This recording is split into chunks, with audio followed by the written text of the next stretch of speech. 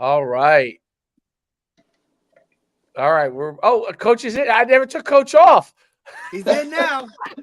So we'll start right there. Well, I'll give the quick intro, and I'll let Coach really dive in. But All right.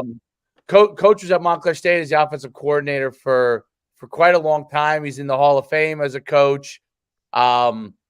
He's really established, had an unbelievable career as offensive coordinator, one of the best programs in Division III in the country at Montclair State.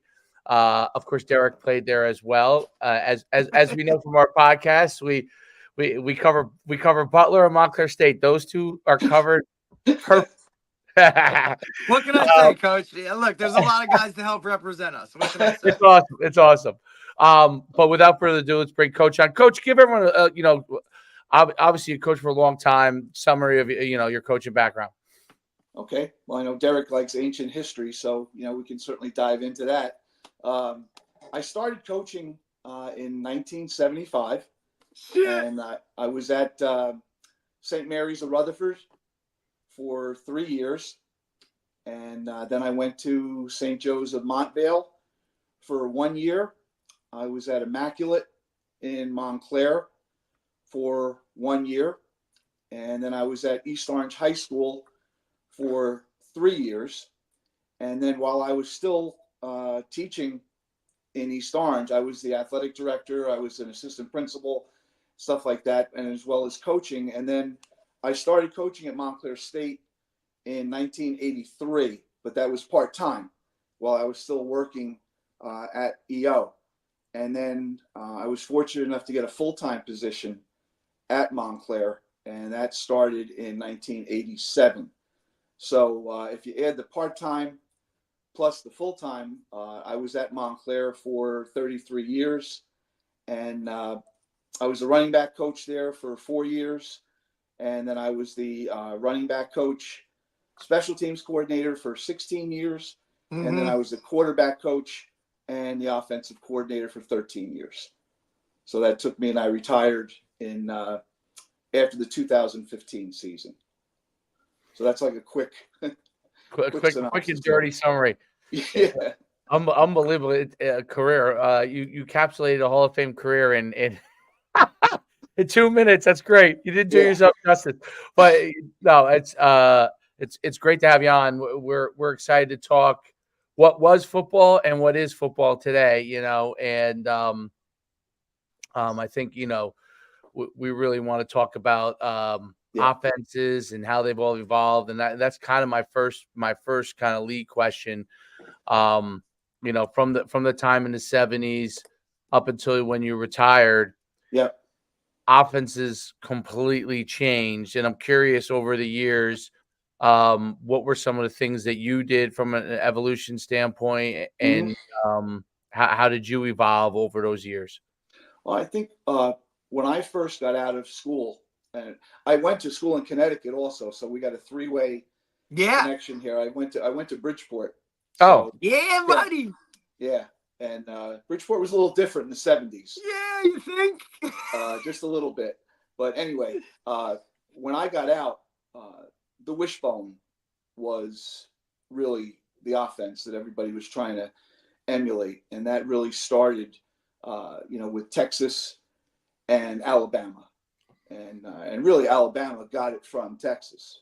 Mm-hmm. Bear Bryant, and I've read several books about him. He visited Texas, and Darrell Royal was a very accommodating host, and he sat in his meetings and things like that. And then he started to recruit kids that fit into the wishbone mold, and they almost had like what people call like a rebirth of Alabama football in the 70s, where they had slipped a little bit, and then they made a booming comeback when he put the wishbone in. So that was really like the offense of the 70s. But then in the late 70s, Tubby Raymond was at the University of Delaware, and the wing T then became the offense, especially with high school coaches. And as a matter of fact, Casey Keeler, who was a very successful and still is a very successful coach at Sam Houston, but he played at the University of Delaware.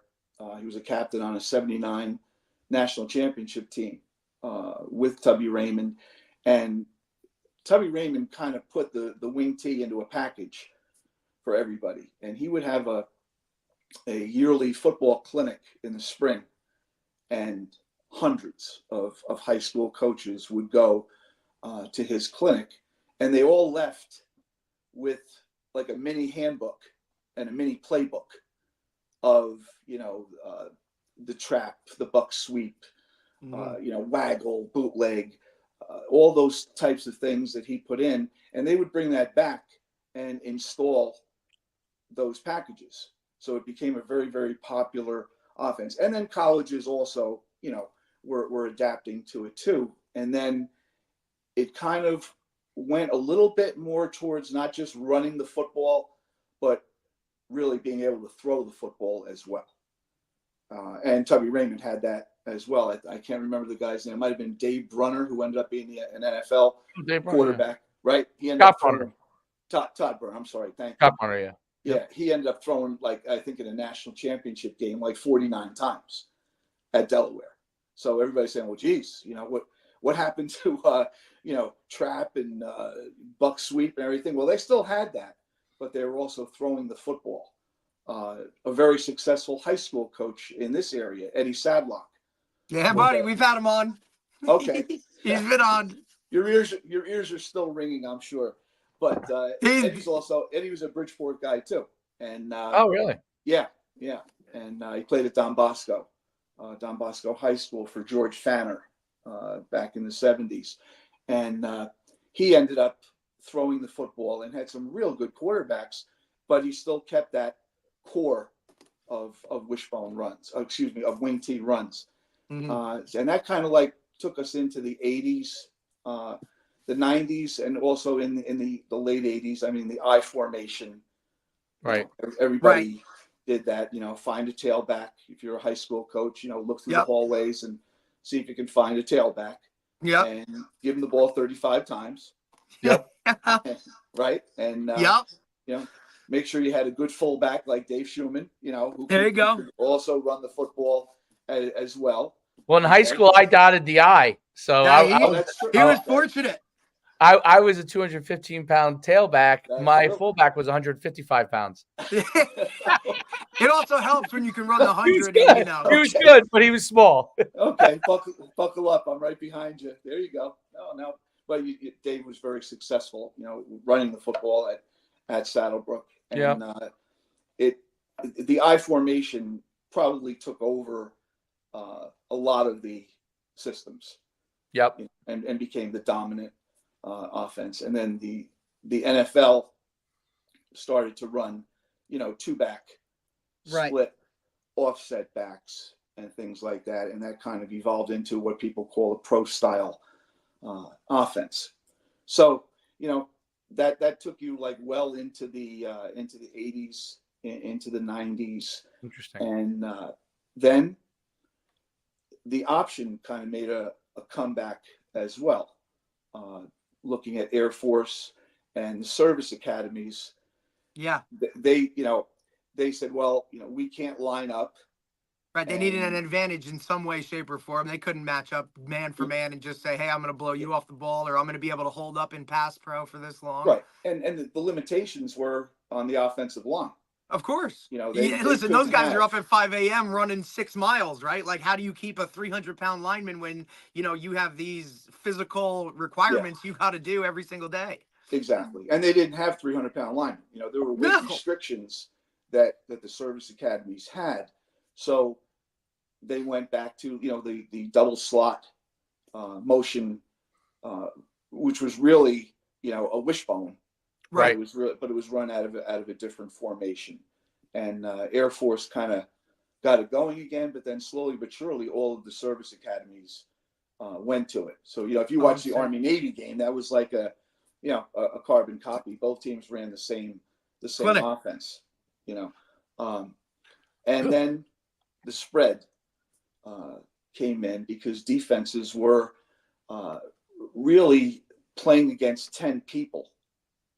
Yeah. And, the quarterback really was not a factor in running the football that much.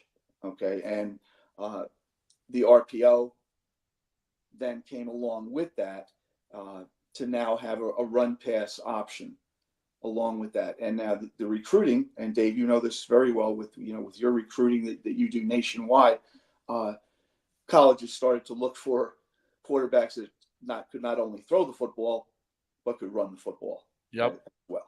And now you got a different personality, and now schools had to recruit or recruited to their style and their personality. So the pro style quarterback started to really diminish, and they were looking for the great athlete who could pretty much do everything, Right. run, throw, and be a viable run threat, which put a lot of pressure on defenses. Absolutely. And you guys know now. I mean, now you have have quarterback power. Right. Oh yeah. Which was unheard of years ago. There was no such thing as a quarterback power. Dave was a tailback. That was power. Give the ball to the guy 7 yards deep, and we'll block down, we'll kick out, we'll lead through, we'll pull a backside guard. And that was power. Now, what happened against the spread was teams were starting to play man free. They were playing 6 in the box, and they were saying, go ahead and try to run RPOs because we already have you 6'5". Right. You have 5 linemen. We have 6 defenders. But now, and again, to the credit of the spread offensive coaches, they said, well, guess what? Now the quarterback becomes number 6. So now we're even now, because if you do give us 6 in the box, the running back can be a blocker and the quarterback can run the football. Absolutely. And now we're back to being even Steven again. Yep.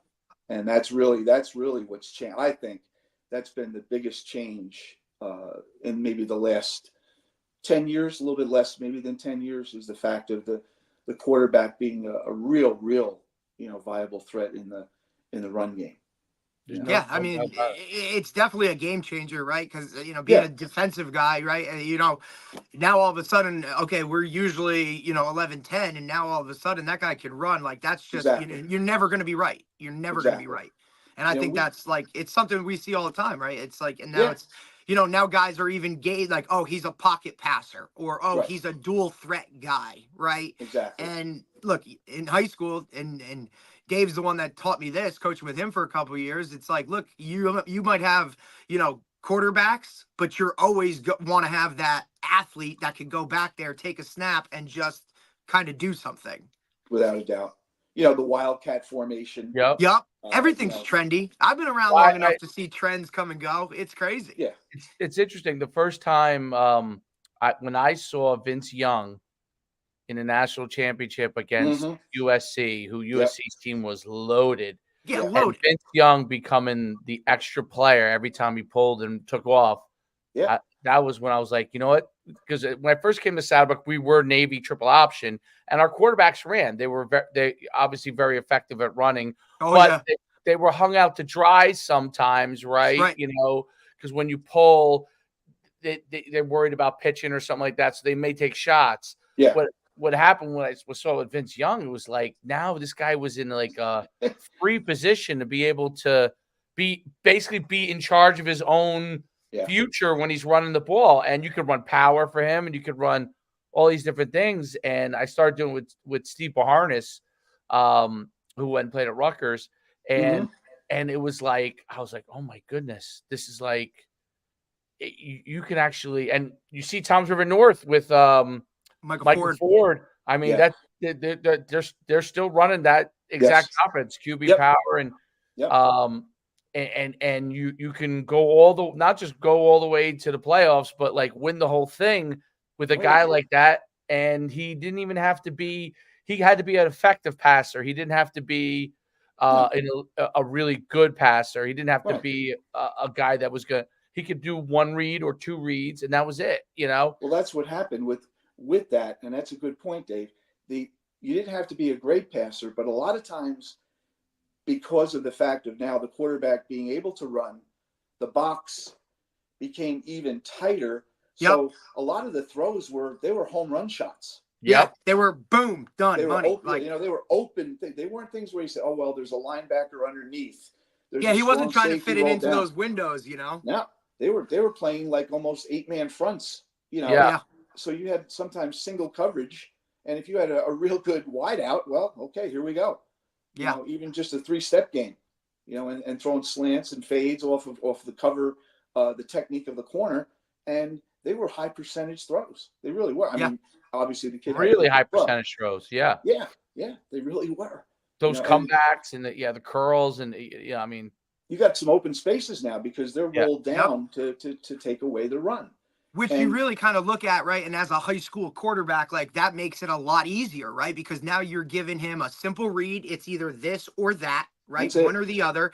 He has the ability. Yeah, he has the half the field. He has the ability to, if he misses, it's still okay, right? It's not. He's not looking for these tiny little windows that we're asking some guys to hit today. And then at the end of the day, it was us or nobody. Yep. And the route tree was, the route tree was relatively simple for your wideouts as well, so it's just a simplified way of being successure. Yeah. And you could get if you had a really good receiver, like one, and you're able to get him in space because they started to stack the box, that guy could catch 40 balls. So your star 50 balls. So your star receiver wasn't normally in a lot of those offenses where the QB runs a lot and the tailback's the other guy carrying the ball. The receivers start to get frustrated, but the guy who's your kind of star receiver is still getting a lot of targets because he's in one-on-one space most of the time. Exactly. So he doesn't get frustrated. He doesn't think, "Oh man, I'm underutilized." So it's interesting. And what else is really like when I coached with Brian Dunn at Old Japan, I saw like how he utilized it. It was so interesting how to utilize because he was originally a Delaware wing T guy, how he utilized the Delaware wing T in the spread and would use the open side and then basically run buck sweep to the open side, gets all these guys to the point of attack for either the quarterback or the running back.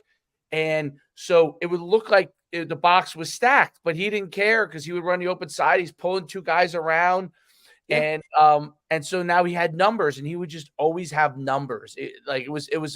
So from a running standpoint, he wasn't so worried. He would look at the box, but he wasn't so worried because if you loaded the box one way or the other, he would figure out how to run the ball with getting more guys to attack, utilizing that Delaware wing T philosophy. That was the good part about Delaware they would be able to bring somebody from the backside of where the point of attack was going to be, whether it be like you just said, whether it might be a guard. Delaware used to pull a tight end. Yep. Along with the weak side guard, and he, obviously he had to be able to run, but sometimes they would, step him back off, short motion him a little bit towards the center, and then get him as the second puller. So like you said, there was a way of getting numbers, and what we did at Montclair. I got this from now we were an I team. Right. Okay. We were an I formation team for a long time. And then we did go to a single back, but it was still I football. But I got this from watching an NFL football game, and which I didn't watch a lot of because Sunday was a work day, a long work day for us. Marathon Sundays. Exactly. And it was a Sunday night game, and the Seattle Seahawks were playing the Green Bay Packers. And this was like in 2013. And I'm watching the game.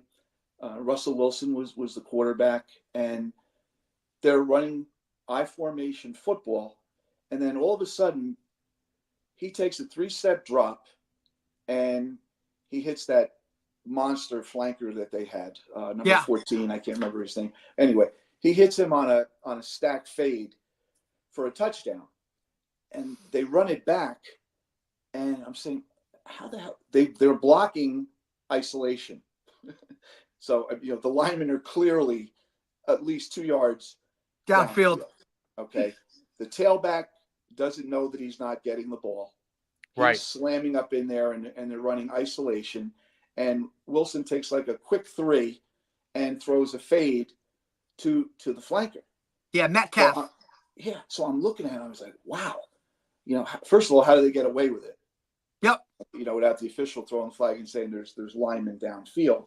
But they were the first team in the NFL to run. It really wasn't an RPO.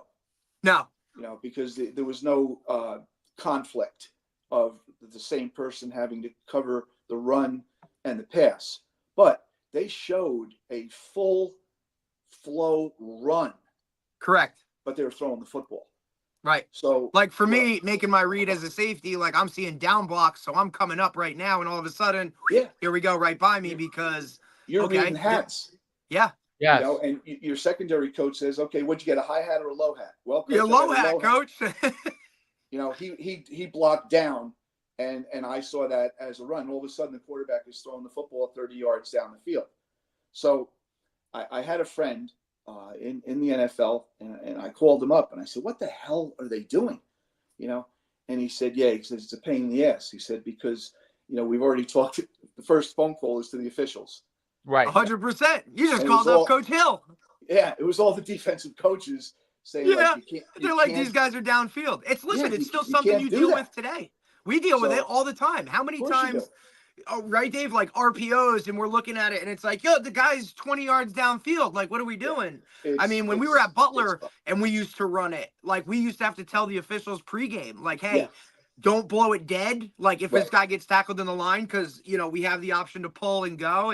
But it would always be a recourse of, hey, he's downfield, he's not. And that's really kind of what it is. Like, I used to, when it really became bigger, trying to teach that safety position as to read high hat, low hat, that was always like a staple. Like, okay, if it's low hat, this is what it is. And now it's a different key. Now it's like, hey, all right, you got to kind of hesitate a little bit. Exactly. So what we ended up doing was we still ran the football out of the eye. Oh, yeah, we did. If we had a strong side run called, let's just say we were in 21 personnel, we had a tight end flanker to our right, the split end was to our left. Okay. We were going to run the football to the right. We were going to run a power play. But the quarterback would take a pre-snap read on the weak side to where our best wide receiver was, the Freddie Carter receiver. Okay. And if there was a window where they were taking the will linebacker and putting him inside the box because we were running the football so much, he automatically would have a hand signal from the split end, would tell him, I'm running a slant, I'm running an out, I'm running a fade. This is what I'm going to run if you decide to throw me the football. Mm-hmm. Okay. So now you'd watch us on film and you'd see a full-blown power play, but we were throwing a quick game to the split end. So that's where our RPO kind of evolved. And it's a matchup read. It's a matchup read. Exactly. It gives you the great opportunity to say, okay, like, I think this guy's better than that guy, but I'm still running my regular play. So if there's something I'm like, I'm running the ball. But if I see I got a matchup, I'm going to that. I'm going for it all day. Yeah. But it's a great way to leverage personnel, and I think that's the thing that's so interesting about offenses now. Like, it's gone from this is the system, these are the rules of the system. It's the same way every single time, right? Even whether it's the eye, the wing tee, like this is the and like I remember in high school, like my high school coach would be like, do not, bounce the ball. Like, when you're running to the B gap, you run through that B gap, right? Right. And but that's not the case now, right? Because you tell your backs now, like, okay, here's the designed area where the blocking is going to be, right? And if it's stuff there, you can go here or here. You know what I mean? Right. And you give them that freedom, and it's amazing how that part has evolved so much, which obviously I think started a lot with the inside zone where you're working basically a backside A to front side B, and and so you're looking for that cutback. Yep. But it's but evolved even to like stretch and even when you're in the eye and power, and guys are. I remember when we were at a few times, like we used to do this thing with our quarterback where we would do a front side zone read, but we would bring our guard back around for the quarterbacks as like a lead. Mm-hmm. Basically, it was supposed to go into the backside B, but you remember Chamberlain? He would Derek. Oh yeah. He would bounce. He would if you saw grass all outside the time, and he would be run in and outrun there. everybody. Like he would be Yeah. like he would be up in there, and then all of a sudden, just boom and bang, and he'd be out. And it wasn't like it might have been B gap one play, right? Like he might have went A gap, and all of a sudden he ended up B gap, and then one play it might have been A gap, and then he ended up C, or maybe he was all the way out. Like he just kind of felt it as he made it happen, and then just took what they gave him. Well, again, we're talking about evolution, of football, and like what Dave just said about having almost like a two-way go. Yep. For somebody, we went to as a staff. We went to the Washington Redskins preseason camp, and Jim McNally was the offensive line coach, and he's been all over the place, but really an outstanding offensive line coach. And our head coach Rick Giancola struck up a real good relationship with him that lasted, and they still have a relationship, but it went for like almost 30 years. And they would talk about schemes and things like that, and they were putting in the one back run at that time, which started out as an inside zone, an outside zone, and then a wide stretch play. Right, stretch. Yep. Wide stretch. So we go to the camp, and all of a sudden they were simplifying it, saying, well, we're running off tackle inside zone, and your read is going to be the 5 technique. If the 5 technique stretches to the field, now you're going to cram it, and you can look to stay inside, and then your second read is going to be off the nose if they're playing a 3-4, and you may wind it all the way back behind the nose guard. So all of a sudden, this was like in the maybe the mid 80s when they had Riggins and those guys and the Hogs, and had a great offensive line. Gibbs? Yes, Joe Gibbs. Yeah, and all of a sudden we saw them winding back, inside zone. So we did it out of the I formation. We did the same thing. We ran off tackle, but we read the 5 technique, and all of a sudden we were cutting back behind the nose guard versus 3-4 teams. So it kind of evolved with now, like you had said, Dave, like, it used to be, hey, you put your head down and, go. Don't cut back. That's where we're blocking the play. Right. Just head down and. Yeah. Get me 3 yards. Coach, I could get you 30, though. Right. I used to get yelled at all the time. I'm sure you did. Yeah, for bumping it. Yeah. Because, I mean, listen about it, too. Like, also, right there. Yeah, you're like, wait, right? And it's like, hey, if that lineman doesn't move him, you just run right into his back. It's like, you had the best view, Dave. You were 7 yards deep. Yes. Yeah. The coaches were on the sideline. I used to tell, I don't know if you remember. Yeah, that must have been a pain. Like, I could, It was. I used to tell Joe. You remember the Alias? I don't know if you remember the Alias. Sure. So, Joe Alley, my last year was the coach, and I used to tell Joe, like, I remember we get inside to like 5 or to 10, and he'd come in and I'll be like, listen, just hand me the ball and I'll just bounce it and outrun everybody. Right. I'll raise all right, that works too. All right, that works too. Run that. And that's as a coach, you can't be stubborn. Right. Because if you can see that, and that's how things, time changes things. Right. Like back in the day, it was my way, no way. This is my way, the highway. Like this is what how you we're do. Blocking it. This is where it's going to be. Yeah, but coach, what if they pinch? What if they give a full pinch and they take away the B gap run? Well, then you should bounce it to the D gap. Well, do you remember? You remember Steve Gertie? Sure. I had coached against him. Yeah. Steve Gertie was a legendary. He coached at Saddlebrook my first 3 years. And then, but he ran a play called Derek. It was called the Scissors.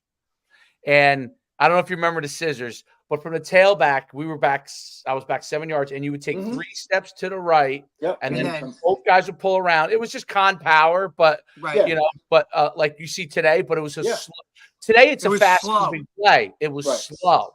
Right. So it was either a home run, or you got smoked. You got waylaid, and he used to walk the steps of me. And Gertie was as old school as it get. Like literally, was in Burma in World War II. Like I'm not kidding. Like look the stories up on him taking the leeches off with his knife as he was going through like the jungle. Okay.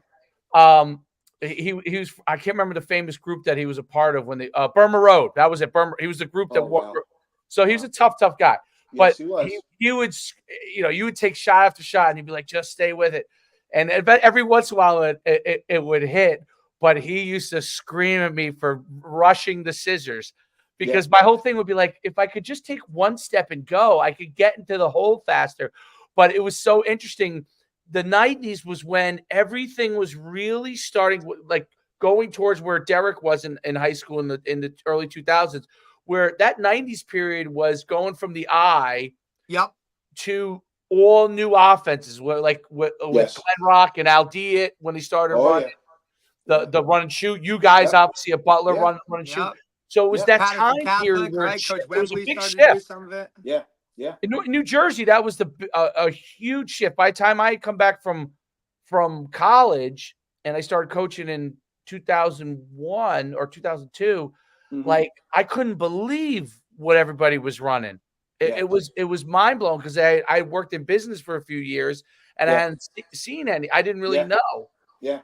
And I came back and guys were, like, oh, when we play Glen Rock, they're gonna have 5 wide. I'm like, 5 guys at receivers? Yeah, buddy. The only time I saw that was Hofstra. Like we played Hofstra in college. When I was like, I'm like, the only time I'd ever saw it was Hofstra, but that was part of where they got it from, Oh, yeah. Yes, sir. Definitely.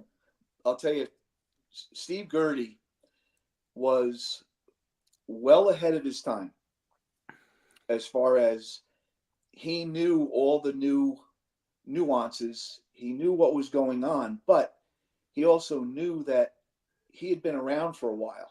Yep. And when I was this is a true story. I was at St. Mary's, so this is 1976. Steve was at Paul VI in Clifton, if you remember that. I remember him telling me these stories. I remember we used to play Paul VI because he had an affinity for them. Well, let me tell you, we didn't play them until maybe the 6th game of the season, and all the coaches in the league were in their 20s. I mean, I was 22. Right. Our head coach was 27. Everybody was in their 20s. Steve was like 20, 30 years older than any coach in the conference. Okay. So what does he do? He runs a single wing. Mm-hmm. That's interesting. Yeah. And let me tell you, guys they didn't know whether to shit or fart, in plain English. That's right. Unbalanced line. Yep. He liked that stuff. Yeah. With a blocking back in between the 2 tackles. The tailback could run and throw. 1975, he had a dual threat running back who could also throw the football. That was his best athlete. Yep. He had and people were going crazy trying to defend him, because they were calling up their high school coach and going to the library and like, what do I do? Old film about the single wing, and he used to just laugh his ass off, because he knew that he knew what he was doing, and he knew the offense cold, and he was very successful.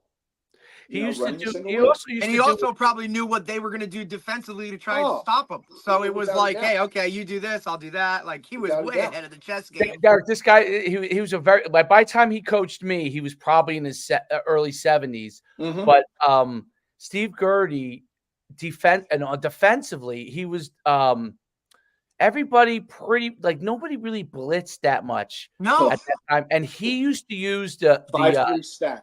He would blitz everybody. And he used to 5'3". use a monster. I played the monster, which was really a safety. Oh, greatest position ever, which is now like your rover. Yeah. But you would line up behind the middle linebacker. And then so you weren't quite, you just read the tight end, and if the tight end blocked, you just came you were at like 7. Yeah. I mean, can you imagine having your feet at safety at like 7? Yeah, I played most of my career at 8, but it's okay. Yeah. High school, I played at 9. It was awesome. Yeah, it was so interesting how we would do that, and but he used to give people fits, and it was. I wish I had him when he was younger, because obviously he was starting to get older, and he was not as he was a gigantic man, Derek, too. He was a big when I mean gigantic, big man, like Paterastro big. Yeah, kind of like Vic, yeah. At 73, he was 6'4", 6'3.5", 6'4", and probably weighed about 275, 280, but not fat. No, he was an old guy. I mean, his hands were like yeah. Kind of like Dino. Kind of like his Dino. Son? Do you remember his son? Yeah, his son was a great basketball player. I think he's still is he like he was a conference he went to run. He went to Davidson. Yes. And he averaged like 39 points a game. He was an unbelievable basketball player. Yeah. He was unbelievable. Athlete. That was his son. See, I think that's so interesting too, because like even like my couple years when we were at Montclair, like offensively, like we did things, but we were, you know, like we had a great tailback in Ryan McCoach, who was a Morris Hills kid. Jeff Bliss, put it this way, Dave. Jeff Bliss, and you know him well, Bergen, was his backup. And then the freshman we had coming, we had a kid, Jimenez, also. Jimenez was from Waldwick. And then we had and then we had Chris D'Andrea, who was just coming in from he turned out to be an absolute. I think it's because we beat the shit out of him so bad when he was a freshman on scout team.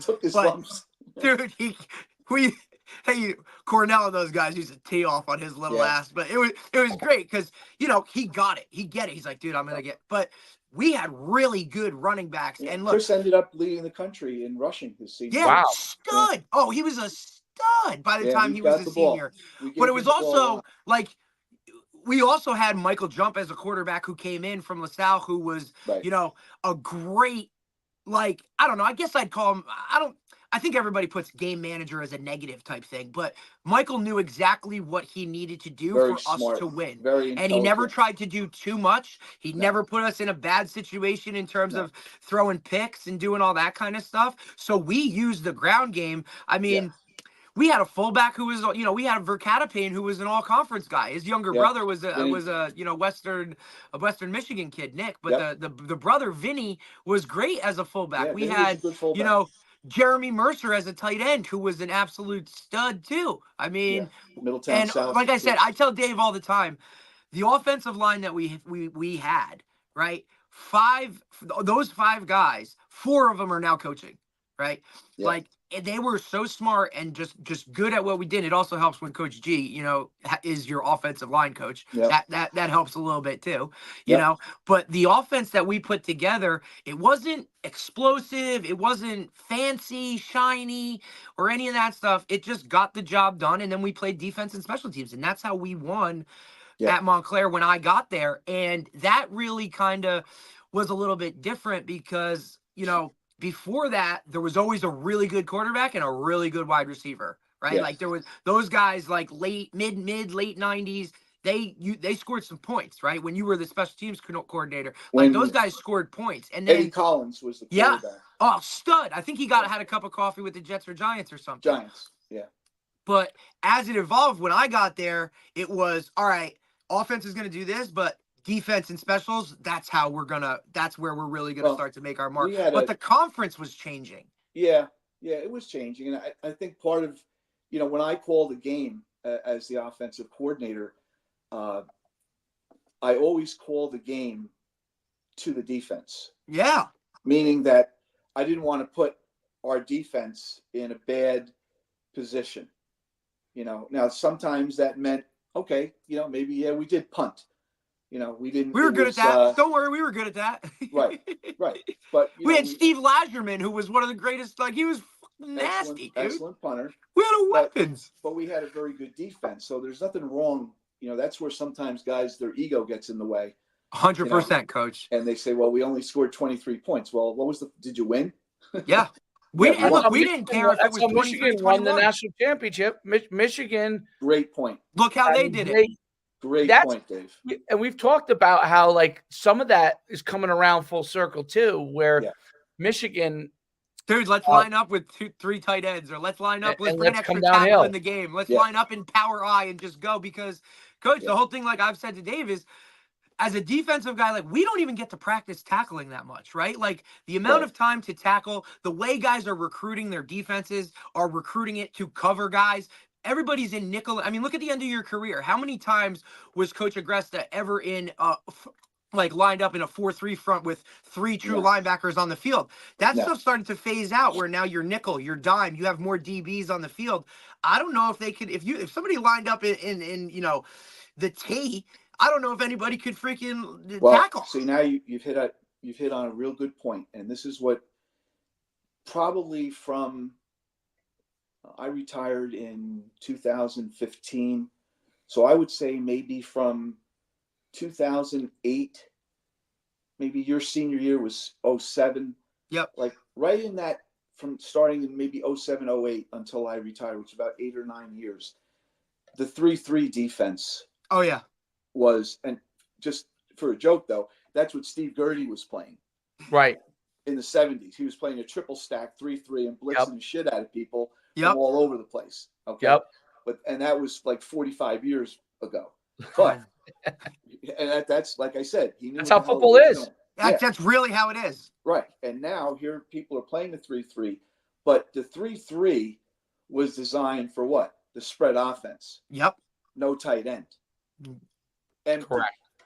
3-by-1, 2-by-2.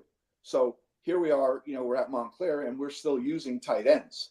Yeah. So we're playing 3-3 teams, and we would line up with a tight end, and they had some difficult adjustments. And sometimes there were, like you just said, Jeremy Mercer. Okay. Jeremy Mercer lines up as a tight end, and Jeremy's like 6'4", 250. And they're bringing up a strong safety from the 3-3 to line up on him, and it was a physical mismatch, and we would run the football to the tight end. That's it. So for us, we said, well, we're playing a 3-3 team, and let's see how they play against the tight end. And then we use 2 tight ends, and sometimes 3 tight ends. Yeah. And see how they would, these teams that are designed to stop, all of this offense. So that's why we never really left. We always had a package of, a power formation. Of course. But then we did, we did a lot of empty starting in. Like once I left, you guys really started to kind of, expand. You were bringing in, you had some really good receivers when I left. Tommy Fisher was a good quarterback for us. Fish has been on. We had him on. You had Tommy on? Yeah. Smart. Yes, very smart. And but then you still had, that defense, right? Because once Cornell left, it just went to Tweer, right? Brian Tweer. And then you always had a great secondary. And it always seemed to follow the same trends. Yeah. You still had to play good defense, and I'm saying that as an offensive coach, Right. But if you can't stop people, even games that we would win, 49-42, you still had to stop. Somewhere down the line, you had to make a stop. Right. Like I always go back. I always tell Dave about, our senior year when we played Wesley, right? And that was like, you want to talk about, look, and we've had guys that, like, that was different, right? It was like playing against an SEC team. Like they were different. Yeah. They were good. They were excellent. But and Dave gets it now because, we've had Coach Garrett on and all these guys, and they talk about like the Division III level of, like, guys just don't know the talent that was there, right? Like, how many times have I told you, like, I played with better guys at Montclair than I did at Sacred Heart, right? Like, and that was FCS. It's just a matter of, there's a lot that goes into that. I think what a lot of people misunderstand, and sometimes it's high school coaches too, they misunderstand that there's different levels of Division III football. Okay. And when I first started recruiting for Montclair, my goal was to hit 3 or 4 schools a day. Okay. And usually on my way to the next school, I had slammed my door. Like I couldn't wait to get out of that school because the coach said, we don't have anybody for you that, we don't have any Division III players. And I would say, well, what do you mean that, by a Division III player? And he said, well, our linemen are pretty big. They're, 250, 255. And I'm saying to myself, you got to go to a Montclair Wesley game or a Montclair Rowan game and watch the level of football that's being played. Right. Now, of course, Rowan they were doing NILs. When I mean by NILs, they had transfers in the 90s. Right. Because when Keeler was there and they went to the national championship, everybody was a Division I kid. And guess what? It actually started before Casey Keeler. Oh. Okay. Do you guys remember John Bunting? Yes. Yeah, I remember John Bunting. Played the NFL with the Eagles. Yep. Okay. So he takes over then it was Glassboro. Okay. Yep. And we used to go to the college nights, Yep. And so we made a relationship with him, and he came up to me. This was like 1989, and we had beat them. I don't know, like maybe 32-5, 32-0, something like that. And I saw him at the college night, and he goes, "I can't win this way." And I said, "What do you mean?" He goes, "You're like, oh boy, here it comes." He goes, I can't win this way. He goes, I got to get kids who can come in here and play right away.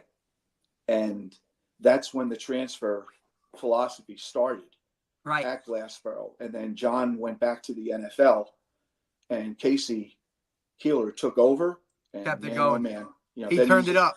Then he played in 5 Stag Bowls. Yeah. He played in 5 national championship games, but he had kids that were, coming home from North Carolina State, Penn State, you name it. But that's I remember there was a running back. What was his name? When I was a senior, the kid who was first team All State went to like Laramie Furman, maybe was his name.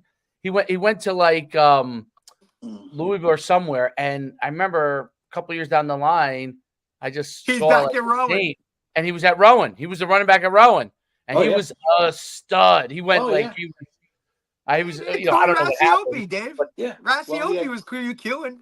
He had a defensive lineman. Yeah. He had a defensive lineman who he ended up being the head football coach. Was very successful for a couple of years at Cedar Creek down in South Jersey. I can't remember his name, but he was a defensive lineman. He transferred from NC State to Rowan. Played for a year. He had 1 year of eligibility left. Then he got drafted in the 6th round by the NFL. Yeah. So when they were humming for a while. They were really, really good for a really long time. When a coach would say to me, he goes, "Coach, I got a kid for you," and I would say, he goes, he'll be a good Division III player.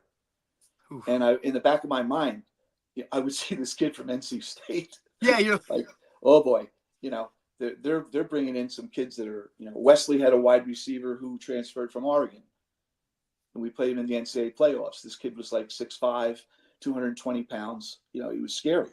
So that's Division III football. It's not just all kids coming right out of high school. The transfer thing started. Different levels, like Montclair State's conference versus the NJAC versus I don't even though it's changed bad a lot, football, but Albright's versus like the conference that like Albright's in.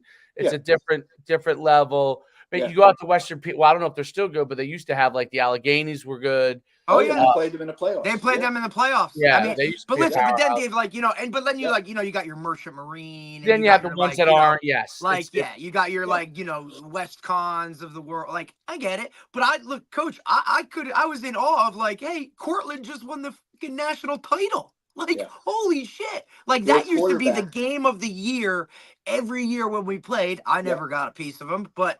It was okay. I mean, they were good, but they weren't in my eyes. It wasn't national championship good. No, that you're talking. Really solid. I mean, look, you've had the ability. You've coached for so long, right? And you've seen all this. I mean, look, you've played the Mount Unions of the world. You know what I'm saying? Yes. Things of that nature. That's a different. You know what I'm saying? The Wisconsin Whitewaters, the guys that. But if you look history-wise, Montclair State has always won. Well, we've been consistent. I think that was the thing that It's the best thing I really used to defined. tell when I used to the old man used to bust my. And I said, Pop, I won more games in 1 year than you did in 4 years at Willie P. So I don't want you to say shit, like. So Well, I had to. We just shut that one down right away. Guess what? Your dad was a hell of a player. I know it sucks. His Sam Mills story is still one of my favorites. Yeah, He tells a story about Sam Mills. I guess somebody was on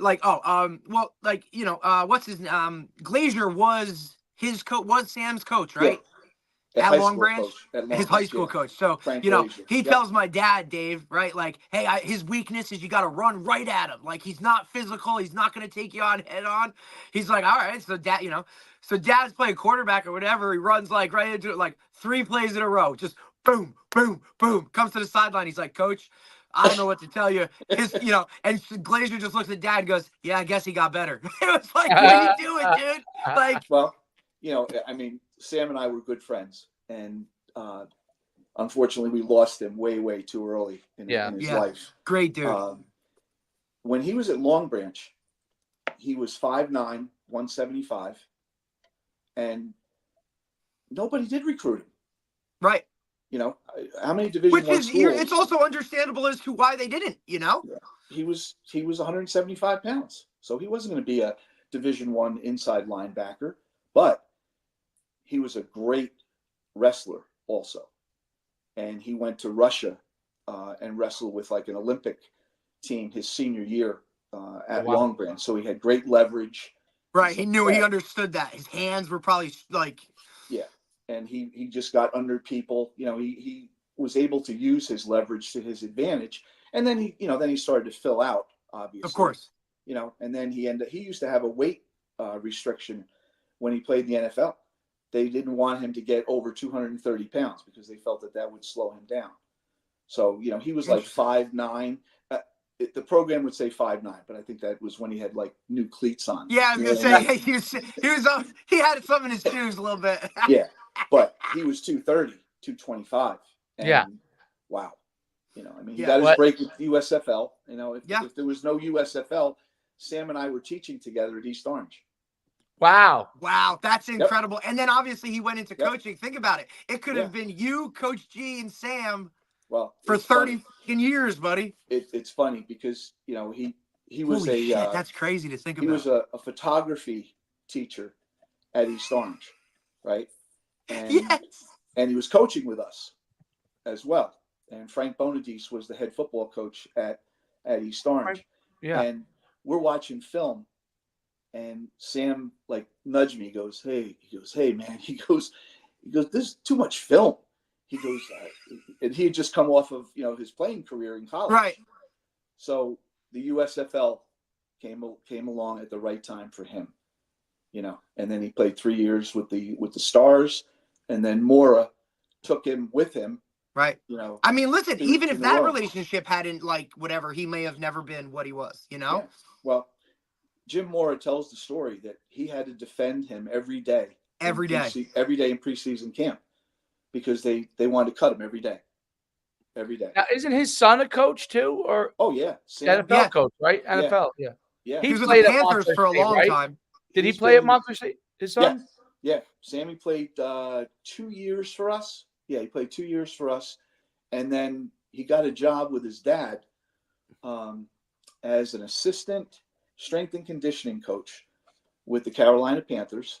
And then he took that into he got let go by the Commanders.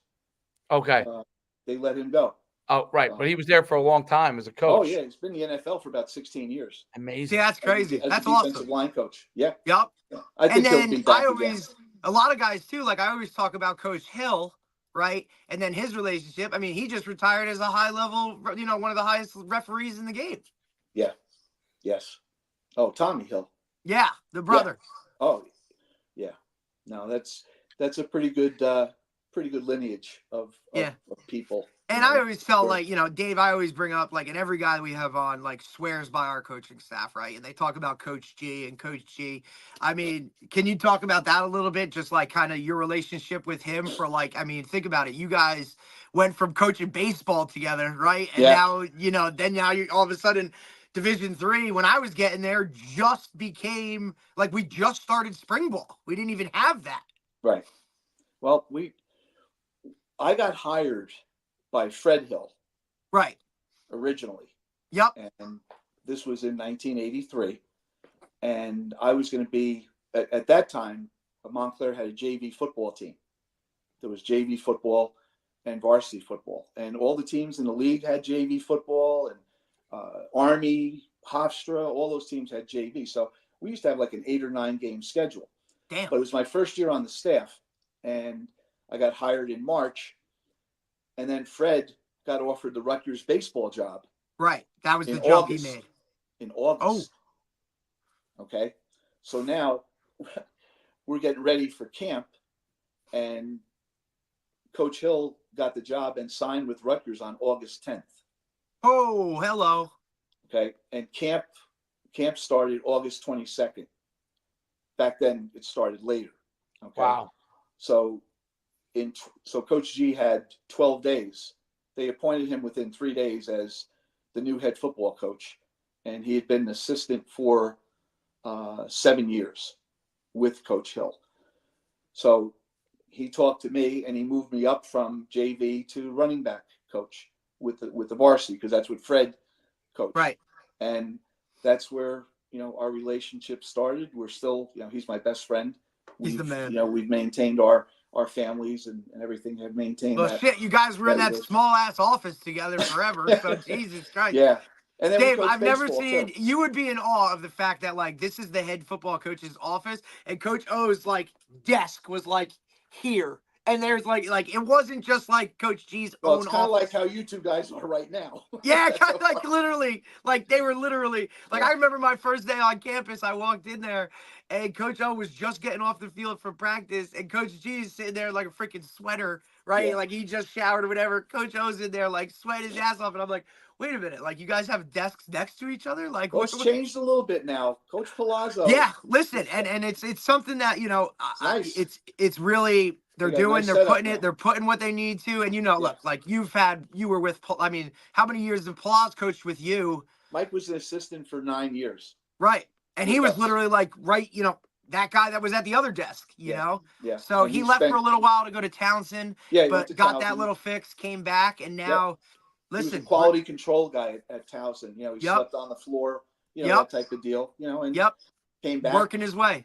And then we got the ability to get another full-time assistant, because for Which all the years, I thought was huge, right? And you were kind of one of the last schools in the NJAC. Like a lot of these other schools had multiple full-time head coaches, but we were just fortunate enough that, look, you were basically, it was Coach G and you full-time. That's it. Coach Agresta did a lot in the building that really didn't get any whatever. But he had a full-time teaching job. Right. But he also put in full-time work. I think, look, that's one of the things I talk about all the time is like, my coaches got paid shit, but they put in full-time work, man. Yeah, you talk about Sundays, Coach, and we didn't go in on Sundays when I was there, right? Like we didn't even go in on Sundays. Right. Coach Dave, they would work, I'm telling you, on a Sunday, because remember we had Coach Santora on, he was talking about all the video and how long it would take to do everything. I mean, these guys would fucking sleep there from Saturday night into Sunday and then just roll with it. The amount of time was you had to put in a lot of time on Sunday to be prepared for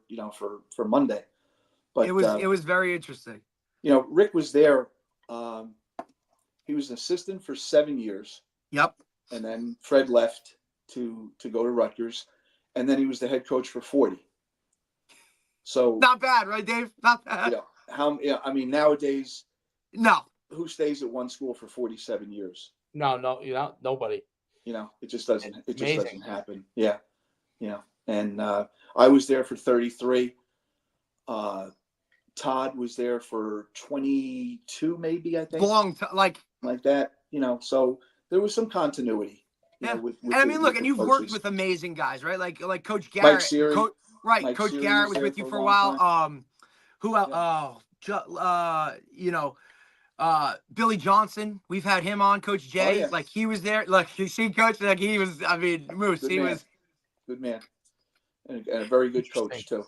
It's funny because like now I bring all these guys on, right, and Dave gets to like see like how I was coached or what I was, what was there for me, like to see the example of how things are done, and now he kind of gets like, okay, now I get why you are the way you are, buddy. Like, there's a contrast because I know when Dave was at UConn, Dave went there and there was like a changing of the guard, I guess you could say, right? Skip Holtz. Tom Jackson was the head coach. That's who recruited me. I was a out of his mind, completely out of his mind. Tom Jackson was out of his mind. He was crazy. He was crazy. Yeah, and he man. listen. So, and I'll tell it in a second. But then Skip Holtz came in. So when Skip Holtz came in, it was like, so kind of give you an idea, Derek. Tom Jackson, great recruiter, great recruiter. He was a CEO, completely a CEO coach. He did not. Oh, really? No X's and O's, didn't call plays. Was he an offensive or a defensive guy? He was he's Penn State guy. So, so he approached it like Joe Paterno approached it. Yeah. And we would have, he was a great recruiter. We would have so much talent, but we clearly would underachieve. And part of the underachievement was, even though we still would win more than we lose, but we would underachieve in a sense that we had the talent to win every year. We really did. And but what it was is Tom Jackson was very like he was a 3-strike guy. So guys would take advantage of the 3 strike. Hell yeah.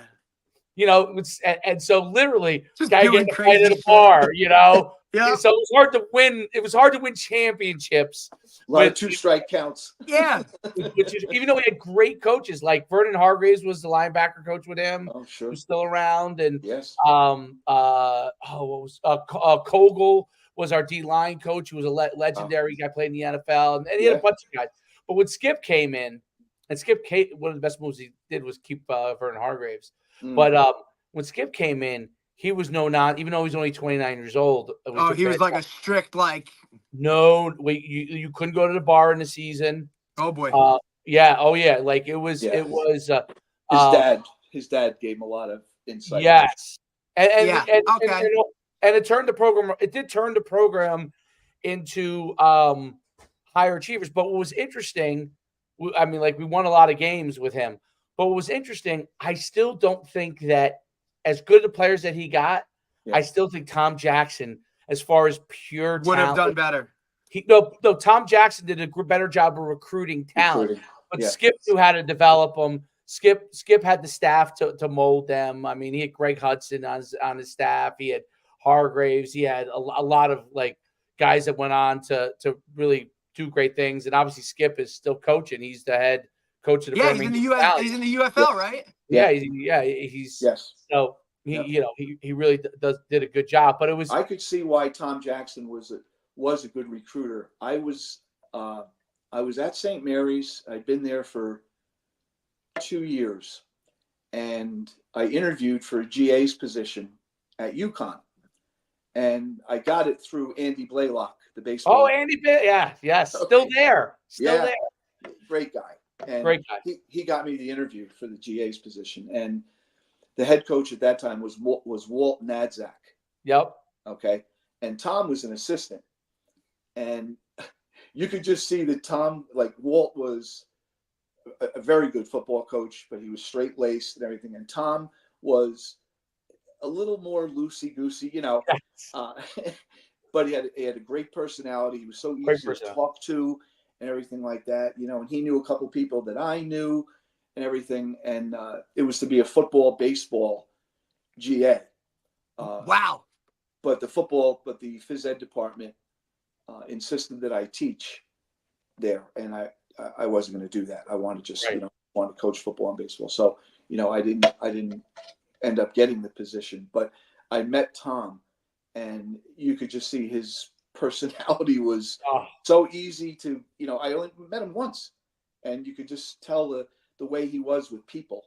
He was definitely, and Derek, he was a great football player. He was a captain for for Joe Paterno. I mean, he was like a That's legend. big. I mean, He that's was a big in itself. legendary Penn State football No, player. he was legit. He was legit. Yeah, he was legit. It's almost like if you had kept him on as the recruiting coordinator, Yeah, and then Holtz came in and did his thing, like you guys would have. Obviously, they wouldn't have jived because No, they wouldn't have got along because strike three, buddy. Good, look. Yeah, I also thought that was a great thing. When he got fired there, that was his last job. That he never coached again. No, you're right. It's crazy. I would see him at the UConn games, and he would come to watch stands. he would come to watch the basketball games. Of course, get the tickets for lifetime being head coach there or whatever. Hell yeah, I would see him, and I talk. But I mean, he was always personable. But it was interesting because he was one of the few guys that once he got fired, never coached again. Like that was rare. Yeah, he never coached again. It was almost like I think he went into business or something. He probably did well, I'm sure. Yeah, he probably went and made money. I'm sure he did. Yeah. He probably decided, let me go make some money now. Yeah, like I don't need this shit. I don't need to be taking this shit. At that time, it probably was a good move. It probably was. Yeah, back then. Yeah. Yeah, well, I mean, think about it, Coach. You've seen coaching become, as you evolve through your career from, look, you're doing baseball and football to like you became just football. Like you watched it grow literally in front of you as it kind of what happened as the school grew as well too. Yeah, in 2003, right? The NCAA, my senior year of high school. That's when Coach. Yeah, they approved spring football. So Coach G and I were taken out of baseball. Right. And I'd been baseball for like 18 years at Montclair. Yeah. And good baseball there too, man. Like, oh yeah, no, we had 3 national championships there, so it was good baseball, and but the NCAA put such limitations on what they call spring football. Oh yeah, we couldn't even use a ball. My first year was the first time we got to use a ball, Dave. Yeah. First year we couldn't use a football. We couldn't go against the defense. So hey, every play was a touchdown. No shit. Nobody was on defense. You're running on air. Yeah, Dave, it was crazy because I had just done a year at Sacred Heart, right? So I had a full-blown spring ball, right? Like I had 15 practices, a game where we banged out, and then now I come in here and I'm like, what it was crazy. And then we couldn't use footballs, so I talked to George DeLeon at Syracuse. Great dude, rest in peace. Yes. And I said, what would you do? And he looked at me. He goes, holy shit. He goes, you can't use a football? I said, no. He goes, well, why don't you do what we do in the winter? Because in their winter drills, they couldn't use footballs. So they taped towels. Yeah. So that was our football. DeLeon was UConn. He was a UConn. I think he was a UConn guy, George DeLeon. Pretty sure he played at UConn. He played at UConn. Dude, he was awesome. Or Southern Connecticut too. Oh, maybe it was Southern Connecticut. Right, because Southern Connecticut. Because he was always with who? Who was the his other coaching? Yes, he was with Pasqualeone. Yes, Paul Pasqualeone. Right, because I think Coach DeLeon recruited Dad. Right, he recruited my dad, so Dad always had a big relationship with him. Too. Right, that's where they got their start. Right, so that's where they would have either played against Pop. We played them in the NCAA playoffs in 1985. He was the head coach at WestCon. Right, and did a great job there. Right, he was a WestCon guy. Yep. Right. Yeah. But which is amazing. I don't think WestCon has won much since. They used to be in the NJAC, dude. I played them for 3 years and smoked them. Dave, they went to that. Was that the New England Conference? It's like the NE10 or something of that. I don't know. It's like it's a lot of teams that don't have the talent we had in the NJAC. And they've been doing pretty well. I mean, when I say pretty, like maybe a 7 win. Yeah, Well, remember, Dave, you know how it is. We talk about it all the time, how Division III in the Northeast, it's just flooded market, right? Like, there's just so many teams and we're all over. Whereas now, like, when we're doing our national stuff and we're looking at kids from Florida, it's like Division I or nothing because there's nothing else down there other than Division I. Even Coach Delaney, right? Jimmy Delaney from High Point, who made the move down to Georgia. Right. He's told me numerous times, he's like, Derek, if there were Division IIs, Division IIIs down here, more of them, it would be incredible. Like there'd be so many more opportunities for these guys to play. Yeah. It's just, not many kids from Georgia are going to come up and go to Keene, right? Not many of them are going to come up and go to Montclair State. That's not really like, that's not the market that's there. Some guys have tried that Well, obviously, Greg Schiano has done it, but that's a different level of football. So he has gotten Florida, and that was his place when he was at Miami. But you guys never recruit. Look, you guys had your counties in New Jersey. That's who you recruited, and that was it, right? And you were always the shore guy. Yeah. Oh yeah. Yep. I had like 110 schools that I would have to recruit. Wow. Listen, Dave and I have been. It's been interesting since we've come from North Jersey down here and seen the difference of. Oh yeah. It's just different. It really is. You get below that bridge, and it's just different. I don't know any other way to put it. Better lifestyle. Yeah. Oh yeah. Yeah. Way better. Football is different in that it's unlike North Jersey where every town basically has, I mean, for lack of a better word, has a high school team. In North Jersey. Down here, it's regionalized. Yes. And bigger schools. You're right. There's not that many Catholics. Like there really is very few. Like whereas in North Jersey, I mean, you really can do whatever you want football wise. You can go wherever you want. Literally. Down here, you are a little limited. Yep. But there is also like I mean, I live in Lincroft, which is Mid-South territory, right? Yeah. Powerhouse. Yep. But down the block is Red Bank Catholic. So it's 2 minutes one way and 5 minutes the other way. And now Donovan Catholic has had a resurgence now, right? Recently, but River. And they're even for and then you have obviously SJV, which is the changing of the guards all the time, right? So that's changed a lot, but it's not. I mean, look.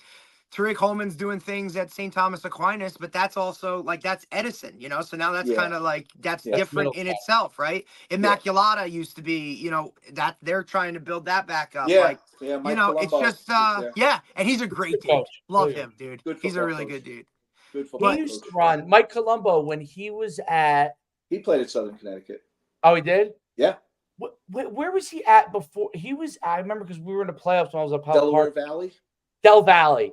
And he was running like the wing T, I think, but it was like a shotgun. It was a different version. Yes. Yep. It was a different version of the wing T. He ran unbalanced, like single wing type stuff. And they ran, they could run the football. Wow.